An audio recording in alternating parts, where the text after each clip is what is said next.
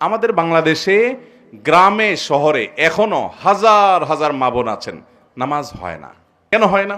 সলাতের মধ্যে সতর ঢাকতে হবে। সতর হলো মাথা থেকে পা পর্যন্ত, মুখমণ্ডল, দুই হাতের কবজি এবং পায়ের তলা, এগুলা ছাড়া তার পুরো শরীর তাকে ঢাকতে হবে।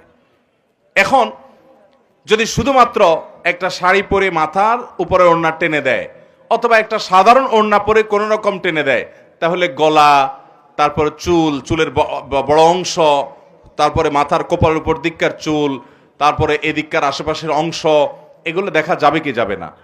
অনেক সময় দেখা যাবে যে পেট পিটের অংশ দেখা যাচ্ছে, হাতের গোছা এগুলো রুকুতে উঠা যাওয়ার সময়, নামার সময় শাড়ি সরে যায়, এগুলো দেখা যাবে। তো এগুলো যদি পুরো নামাজে খোলা থাকে তাহলে নামাজ হবে না।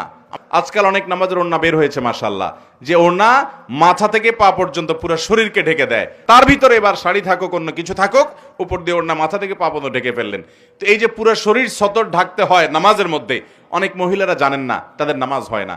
তো এদের এই নামাজ আল্লাহর কাছে কবুল হবে না, যে নামাজের সতর ভালো করে ঢাকা হয় নাই।